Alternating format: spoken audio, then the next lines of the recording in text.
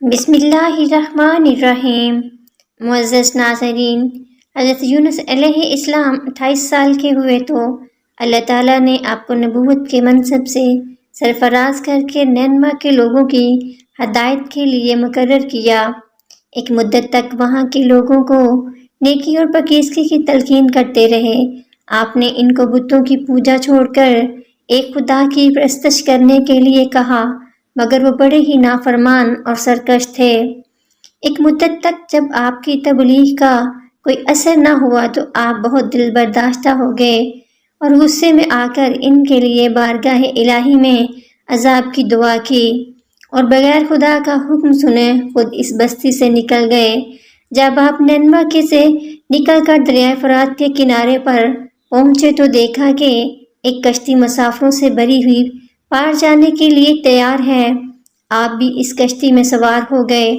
جب کشتی مندار میں پہنچی تو طوفانی ہواؤں نے کشتی کو گھیر لیا اور ڈگمگانے لگی۔ جب کشتی والوں کو اپنی غرقابی کا یقین ہو گیا تو انہوں نے اپنی رسم اور عقیدے کے مطابق کہا کہ ایسا معلوم ہوتا ہے کہ کوئی بھاگا ہوا غلام اس کشتی میں سوار ہے۔ جب تک اس کو کشتی سے علیحدہ نہیں کیا جائے گا نجات نہیں ہوگی۔ جب حضرت یونس علیہ السلام نے یہ گفتگو سنی تو فوراً دل میں خیال آیا کہ میں ہی اپنے آقا کو وہ غلام ہوں جو وحی کا انتظار کیے بغیر نینوا سے چلا آیا۔ خدا کو میرا اس طرح چلے آنا پسند نہیں آیا۔ اب میری آزمائش کا وقت آن پہنچا۔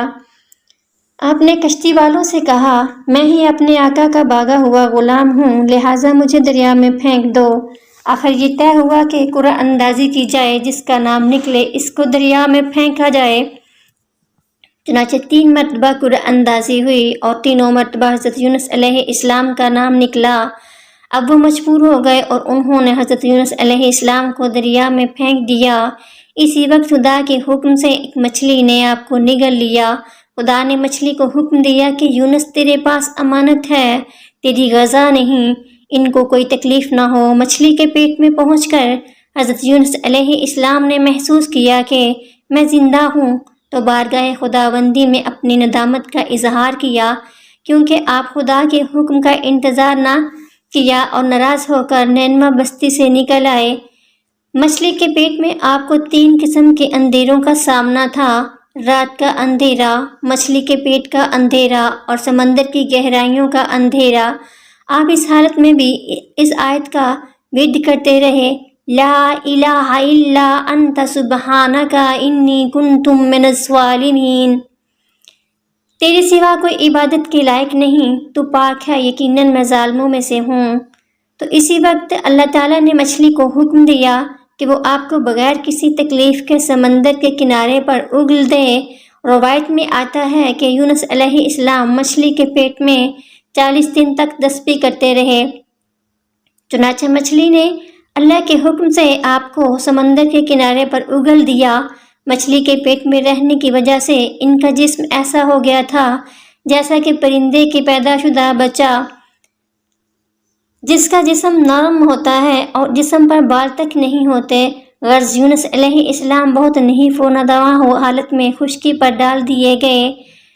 اللہ تعالیٰ نے آپ پر یکتین کی بیل اگا دی۔ ان سے پوچھا گیا کہ یکتین کسے کہتے ہیں؟ فرمایا کدو کے پودے کو۔ اس کے علاوہ اللہ نے ان کے لیے ایک جنگلی بکری بھیج دی جو زمین کی گھاس اور جڑی بوٹیاں کھاتی تھی اور صبح و شام آپ کو دودھ پلاتی تھی، حتیٰ کہ آپ کی توانائی لوٹ آئی۔ حضرت یونس علیہ السلام جب اپنی قوم میں واپس تشریف لائے تو آپ کی قوم آپ پر ایمان لا چکی تھی۔ محترم ناظرین، اگر آپ میں سے بھی کوئی کسی پریشانی یا مشکل کا شکار ہے، یا رزق کی تنگی ہے، یا کاروبار نہیں ہے، تو اب اس دعا کا چلتے پھرتے ورد کریں اور پھر دیکھیں کہ اللہ پاک آپ کی مشکلات کو کیسے آسان کرتا ہے۔ اللہ پاک ہم سب کی مشکلوں کو آسان کرے اور غیب کے خزانوں سے رزق عطا فرمائے، آمین۔ ناظرین، اگر آپ کو ویڈیو پسند آئی تو لائک اور شیئر